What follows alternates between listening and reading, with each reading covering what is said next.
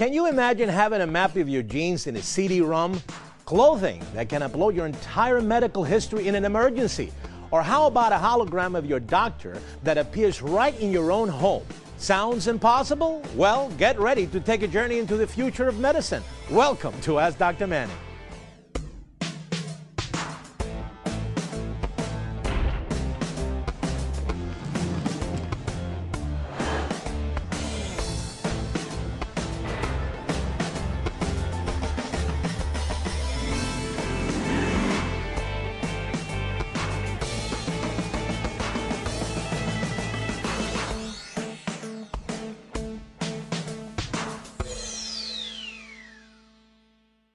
In my lifetime alone, there have been tremendous strides in medicine, and I'm only 52. From the first vaccine for measles and the complete eradication of smallpox, to the invention of CT scan, to the birth of the first test tube baby and the first human heart transplant. If you would have asked someone living in the early 1900s if they thought those medical miracles would be possible, they probably would have said, no way. So this brings me to the question, where do you think medicine will be in the next 50 years? I think by mid-century, perhaps every single organ of the body can be grown except the brain. And even with the brain, perhaps we'll be able to inject brain tissue directly into the brain to help to alleviate the symptoms of Alzheimer's and Parkinson's. So the human body shop is coming sooner than you think. In fact, this process has already started. At the Institute of Regenerative Medicine at Wake Forest University Baptist Medical Center, researchers were the first in the world to implant laboratory-grown organs into humans and are currently working to grow more than 22 different organs and tissues, including the bladder, lung, liver, heart, and pancreas. This is going to change the way we view our body. Why do we have to die from organ failure? Why do we have to die after a car crash when our organs are injured? In the future, we'll be able to grow one in the laboratory. Professor Michio Kaku is no stranger to making predictions. He's a world-renowned theoretical physicist and futurist who explores the science of yesterday, today, and tomorrow. Medicine has gone through three basic stages. In the first stage, we had superstition and magic. Life expectancy was only 20 to 30 years. Then 100 years ago, with sanitation, with vaccines and antibiotics, lifespan exploded to the mid-70s. Now we're entering the third stage, genomic medicine. What that means is, in the future, we'll all have an owner's manual for our bodies. When you go to the doctor's office, there'll be a little box on his desk called a genealyzer. You put some saliva, some blood into the box, and out spits out a CD-ROM with every single gene in your body. This CD-ROM, with all your 30,000 genes on it, will tell you what you should be doing in terms of health and preventive medicine. Watch out, maybe diabetes. Watch out, maybe high cholesterol and heart disease lurks in your family tree. So what about one of the biggest killers of all, cancer? Professor Kaku says genomic medicine will also allow doctors to spot the disease long before it ever shows up in the body. Cancer is no longer a mystery. We can't cure it yet, but you know that cancer is caused by genetic mutations, 4, 5, or more genetic mutations. In the future, we'll be able to spot this with sensors in our bathroom. When you go to the toilet, when you breathe on the mirror, you'll be able to analyze using what are called DNA chips, cells that have cancer genes in them. This means that the word tumor could disappear from the English language because we'll know perhaps 10 years ahead of time whether or not a cancer colony is growing in your body years before it becomes a tumor. How about all that waiting around just to see your doctor? In the future, you'll go to the wall screen and say, mirror, mirror on the wall, I want to talk to my doctor now.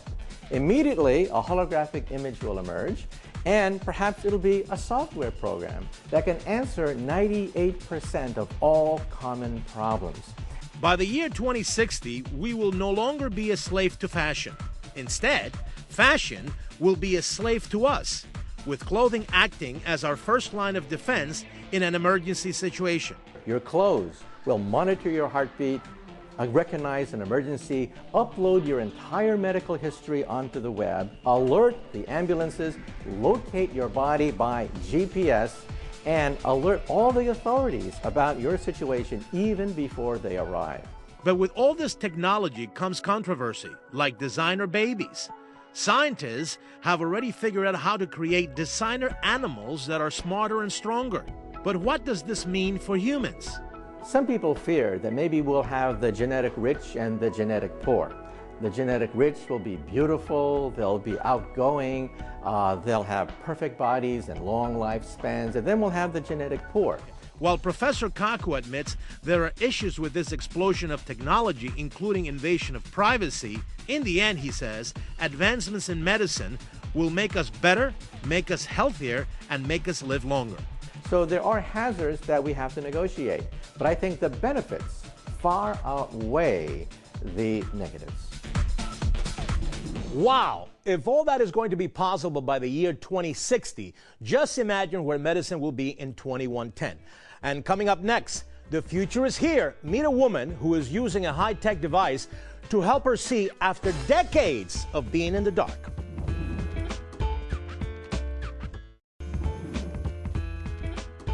As we saw at the beginning of the show, there are some amazing medical advancements on the horizon. But that doesn't mean there isn't some futuristic medicine happening right now. Cutting-edge technology is bringing us closer to helping blind people see again. Take a look. At the age of 13, Barbara Campbell was diagnosed with a condition called retinitis pigmentosa. And over the next 20 years, she slowly but completely lost her vision. Correct. But now she's the first person in New York City to test out this new device that's helping her see. The worst that could happen is that it wouldn't work, and if whatever I gained would be bonus. The device works as an artificial retina. That's the part of your eye that senses light and sends images to the brain. First, the image comes in through this camera on the glasses. Then the information travels to this small video converter.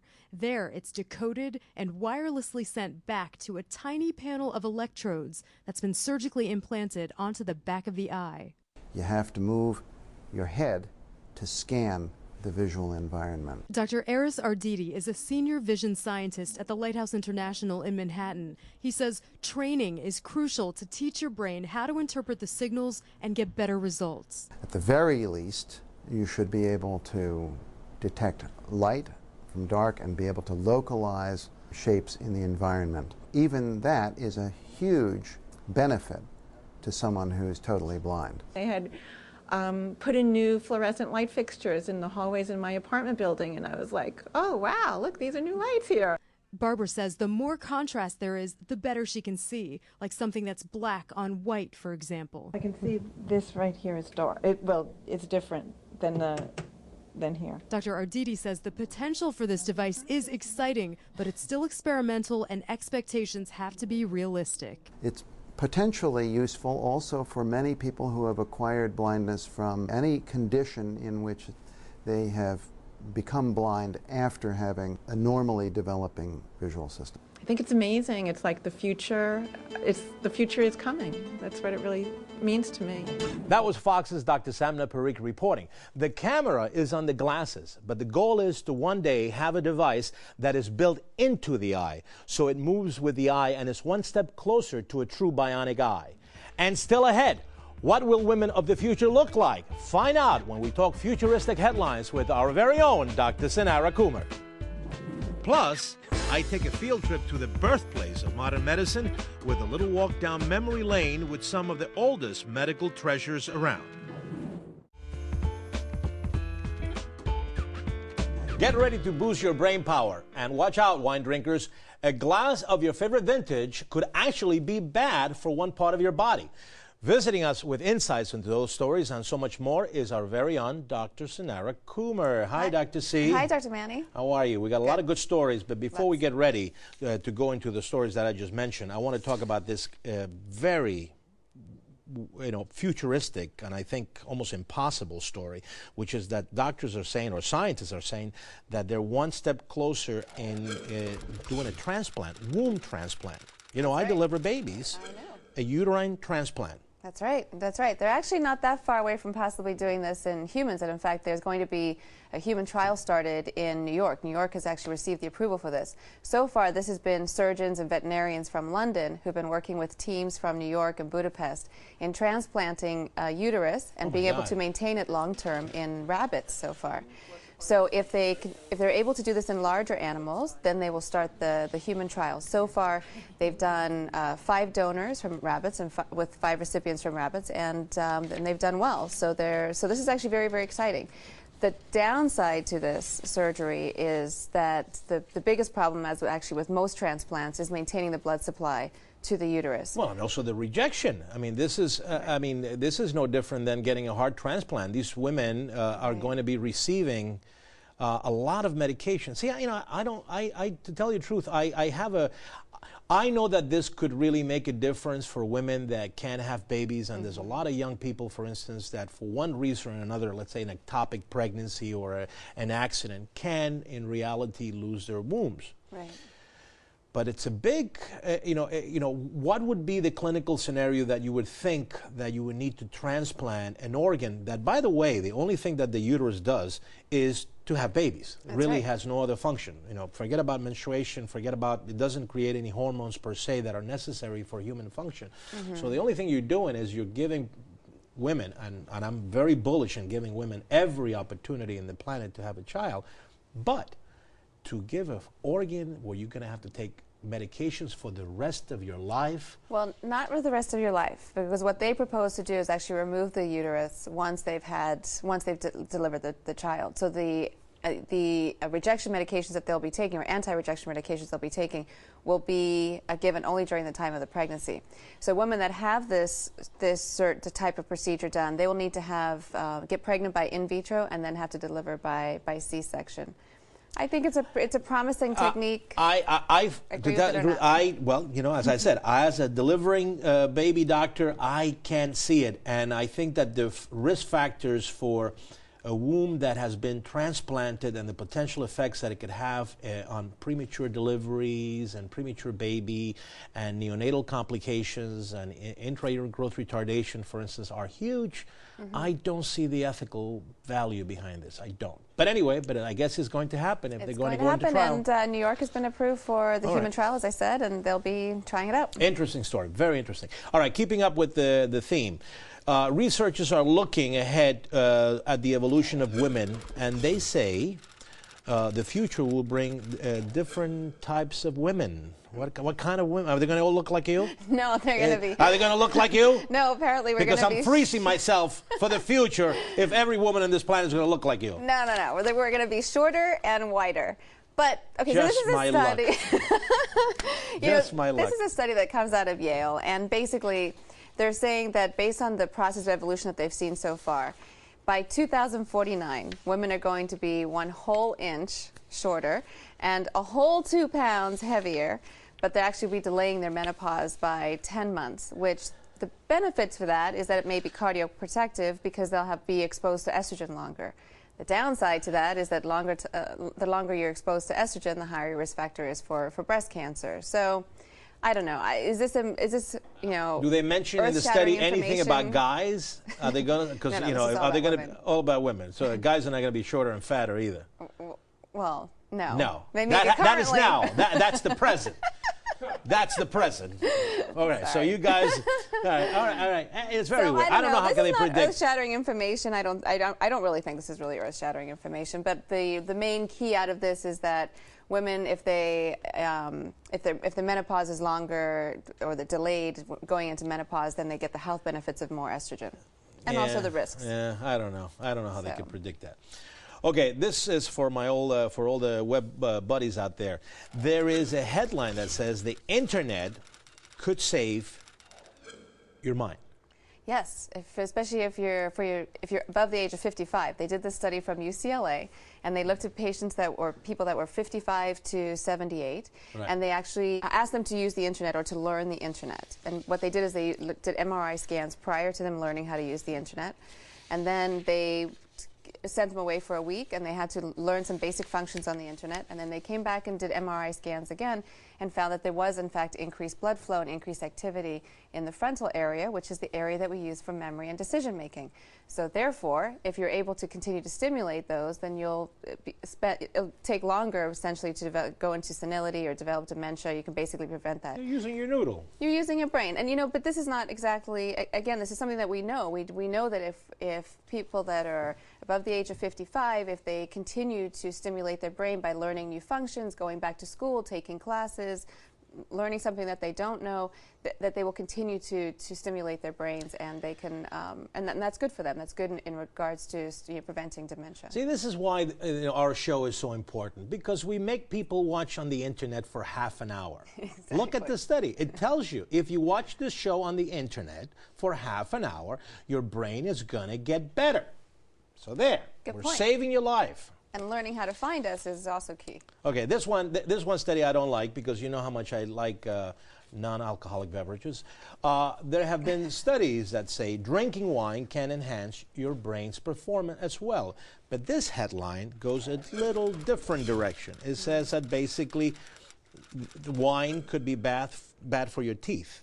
That's right. This is a study that comes out of Germany, and what they found is that white wine can actually erode your teeth, and it depletes it of calcium and phosphorus, and it does that because it's acidic, and it's more acidic than red wine. Yeah. So what these researchers did is they actually took adult teeth, which we presume were removed from, right. from the humans. So they yanked somebody's teeth out. Right?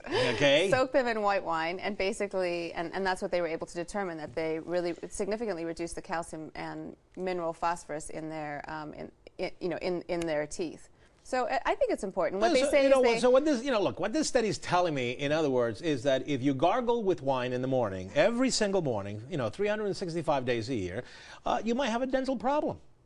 But aside from that, soaking or if teeth. you drink wine what they're saying is that if you drink wine by yourself, you're at a higher risk of doing this. So you should drink white wine with a meal, and they actually recommend using cheese because that will neutral the acid more and also provides calcium. All right, as we'll well. try that, you and I, after the show, to make sure that my teeth don't get any worse than they are.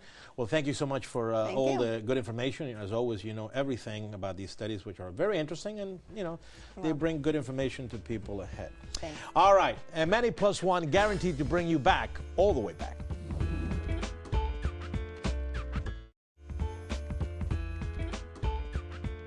One of my favorite things about medicine is that it's constantly evolving, and we've seen what the future looks like, but it's important to remember and respect the past. So I visited the birthplace of American medicine. Take a look. We're here at the Historical Medical Library of the College of Physicians of Philadelphia, the birthplace of medicine here in the United States, talking to Andrea. Now, you are one of the senior people that runs this beautiful library. Show me some of the historical books that you have here. Okay, well, let's start with our smallest.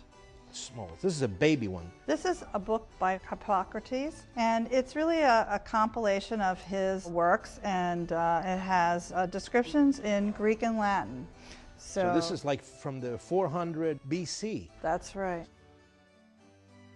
One other very rare book that I know there's either 3 or 5 left, right? Correct. In the world is Anatomica Gordis Sanguinis in Animali.